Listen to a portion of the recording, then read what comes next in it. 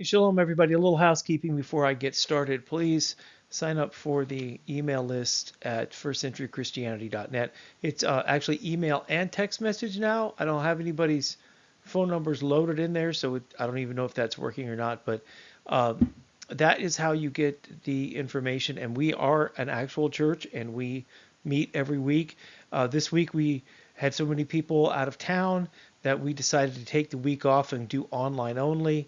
And unfortunately, a brother that we hadn't seen in a long time decided to drop in and found a locked door. So just understand that all of the information doesn't come out in audio and video. Sometimes it's just email, sometimes it's blogs. And the best way to stay in touch with the ministry is to sign up at firstcenturychristianity.net for the mailing list. So please do that so we can keep in touch. It is absolutely difficult to find y'all.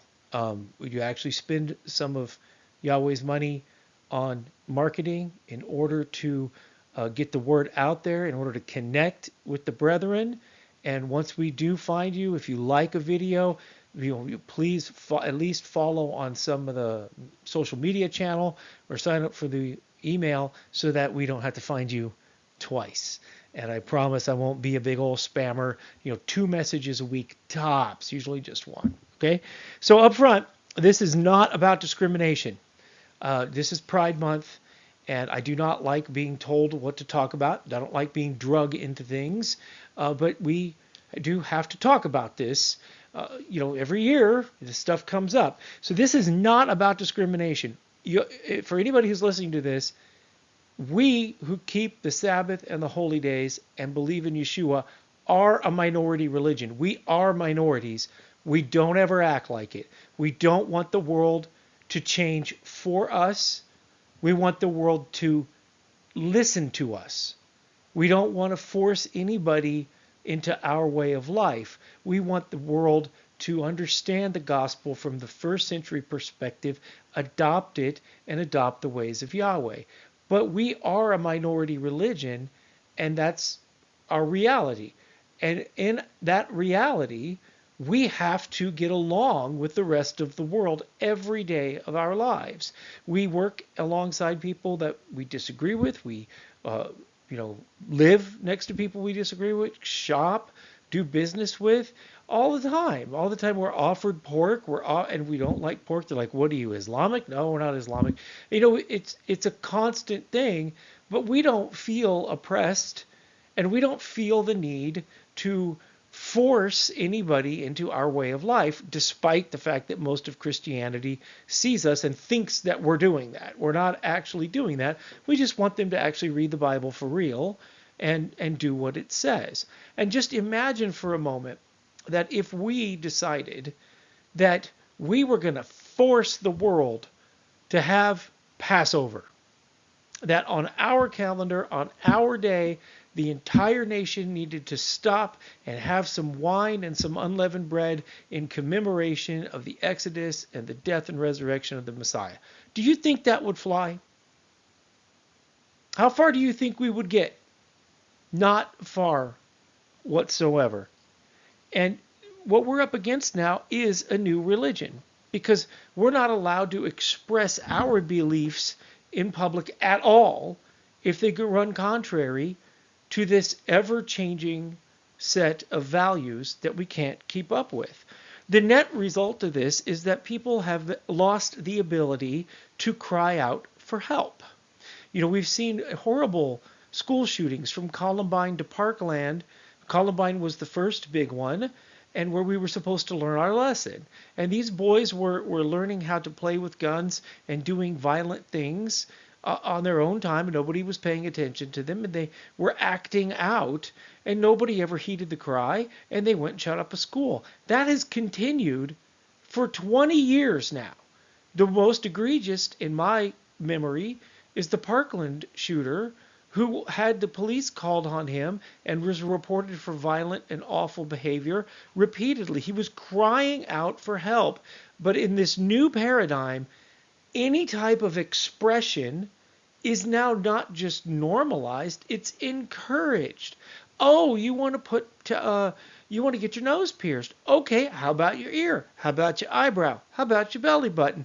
Oh, you want to get a tattoo. Oh, how about you get your whole sleeve? How's about, oh, you think you're a boy. You think you're a girl. You think you're, and every idea is considered equal, not supposed to be equal. Okay, people have equal rights, but not every idea is equal. If a child comes to you and holds up an apple and calls it an orange, you're not going to sit down with that child and have a dialogue that might end up with the apple being an orange. The apple is the apple, the orange is the orange. The only way for us to have a civilization at all is to have common words, common standards, and common belief systems, common virtues and values. And when people aren't feeling right, and they're feeling like they don't belong, and they're feeling lost and forlorn, and they act differently from the norm. It's called antisocial behavior.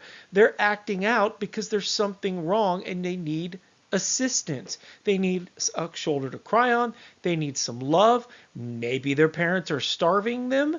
Maybe they're abused. Maybe there's something going on and they don't know how to put it in words, so they would act out with bad behavior, which would then cause you to have to give them the attention and hopefully have that breakthrough where they communicate what's really bothering them. But you can't get there if a 10-year-old boy can call himself a girl and everybody else has to call him a girl. The boy, that 10-year-old with the problem, is going to continue to act bad and worse and worse and worse until whatever conflict is inside of that developing brain overtakes the child and they either harm themselves or they harm others. This is why we are so mad at each other today, because if you can't even hold the door open for some lady because she may actually get offended that somebody from the patriarchy thought she couldn't open the door. That's not what's happening there. We know you can open your own door. We're doing it to be polite and show respect. So mankind wants a religion, and what has come up now in modern times is a new religion. A new religion has a new creation story, new genders, new apocalypse. You're not allowed to disagree with doctrines. Brothers and sisters, that is a religion. And guess what? We have freedom of religion. We do not have to accept the new religion. Listen to the definition of a religion from Merriam-Webster.com. A personal set or institutionalized system of religious attitudes, beliefs, and practices. The service and worship of God or the supernatural. Commitment or devotion to religious faith or observance. A cause, principle, or system of beliefs held to with ardor and faith and scrupulous conformity. My friends, this has gone to the point beyond sublime. If there's a realm beyond the absurd, we have arrived. Because they obviously are trying to create a new religion. They've got to the point now where they have holy ground, where they have erected any image. Now, I don't want to single out a group. If anybody decided to paint a mural at an intersection is the most common ground you can possibly have in the United States. It gets rained on, it gets peed on, it gets spat on, it gets driven on. People have accidents and bleed on it. This is the filthiest ground this side of a sewage treatment plant that there is in the country. And if you paint a mural on it and say people can't mark it up, you've created an idol. And you use the force of law to dictate the behavior of how people have to genuflect when they cross the most common ground in the land. And that they have to accept whatever mural is put up. That's religion. That's straight out of the book of Daniel, where Meshach, Shadrach, and Abednego were being forced to bow to the idol. And they didn't do it, and they were going to be incinerated because they refused to bow to the idol. You can't paint an intersection anything and call it off limits. Perhaps you could put a statue on an island in the middle of an intersection, but if you put an intersection, it just cannot be holy ground. And the mere fact that they want holy ground shows that it is a religion. Yahweh made us male and female. Every religion and society on earth until now understands that there's only male and female. Not only a religion, but from science as well. A person cannot rewrite a person's DNA. A person cannot put organs in us that don't belong and have them function properly. You cannot do that. It is not possible. I spent 20 years in the medical industry. There are blood tests that only work on real women, and there are blood tests that only work on real men. And that's that. So no matter how you have cosmetically change your life, you are not a female if you were born a male. It's just not possible. You can dress yourself up however you want. You can call yourself whatever you want. It is your life. You have that freedom in the United States of America, but you do not have the freedom to force somebody else into your religious belief system. You don't have the ability. If I believe that my religion tells me that in the beginning God created them male and female, he created them, you do not have the right to usurp my God, just like I don't have the right to usurp your God, whoever that may be. There's an alternative creation story. In this other realm, the other religion believes that the world was made by accident, capital A. That everything that happens is happenstance. That the universe came out of nothing. And we all know from science class that entropy means chaos increases. Order doesn't come from chaos. So it is a religion. Religion is when you believe something that is fantastical, that you can't prove. It's a belief system. So they believe that something came out of nothing, that not only did something come out of nothing, an organized strata of species came out of nothing. That there was a big bang, everything spread out exactly right, and this chunk of rock spread out exactly the right distance from the sun, and it spun at exactly the right rate on accident, on the off axis, in the right elliptical orbit on accident, to create the perfect atmosphere for life to exist only here, and that this atmosphere has created millions of years of cascading accidents. It's commutations and permeations in the mathematics. That countless accidents have happened in order for us to be living in North America in 2024 with the technology and the knowledge that we have today. That is a belief system. That is contrary to the creation stories of all other civilizations. In our Judeo-Christian walk, we believe that the world was made in 6 days by an almighty, omnipotent, omniscient, everlasting creator who made the world with a purpose and put it in motion, and that everything happened with a purpose, and that we're given free will to navigate this purposeful creation for the limited time we have on Earth. Other religious systems believe that the planet and that humanity was made during wars between pagan gods. These things are all creation stories. So we have an alternative creation story in this new religion to compete with the creation story of whatever religion you may hold. There's an alternative apocalypse.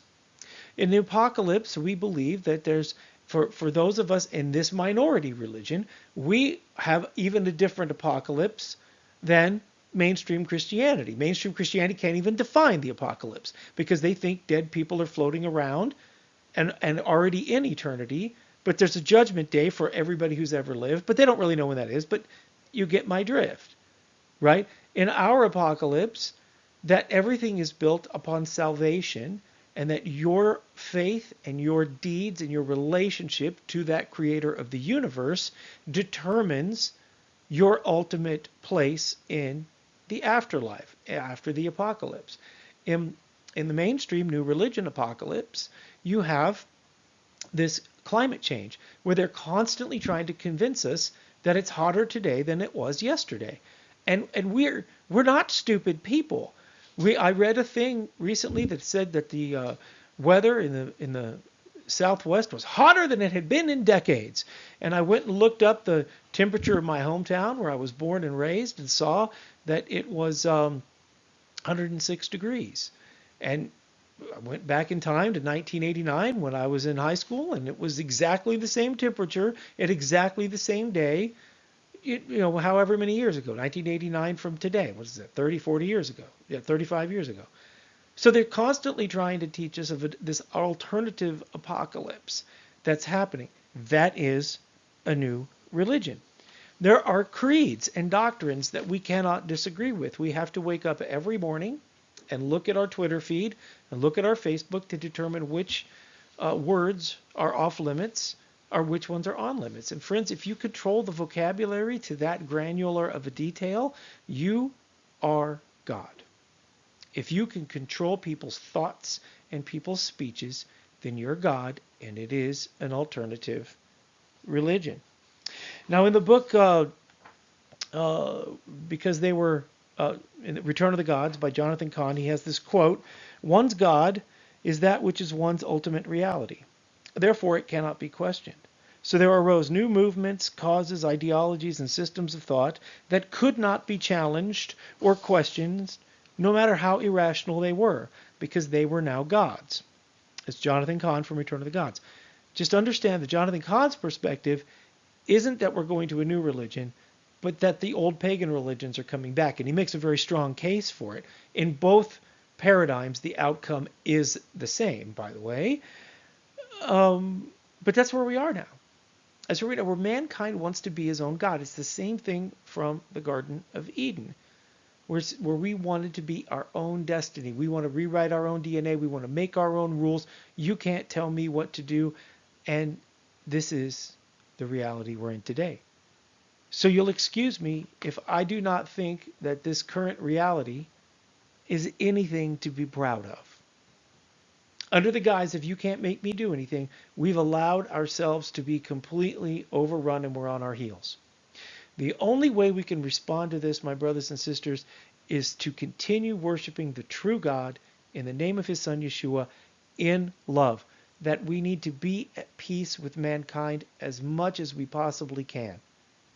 That if we're in the workplace and somebody wants to identify as a giraffe, you respect what they want to be called, but you don't swallow the jagged pill. You don't believe it. And you get to be yourself too. But we get to exist. We get to have our own thoughts and our own religion and our own freedom of assembly. The Bill of Rights applies to us just as much as them. I want you to have a blessed week and hopefully see you on Shabbat. We will be there this week in person. Looking forward to seeing you all online. Looking forward to seeing you all in person. We're going to have great food. We're going to have a wonderful assembly. Please come and join us, North Kansas City. The website is firstcenturychristianity.net. May Yahweh bless you and keep you in the name of his son, Yeshua.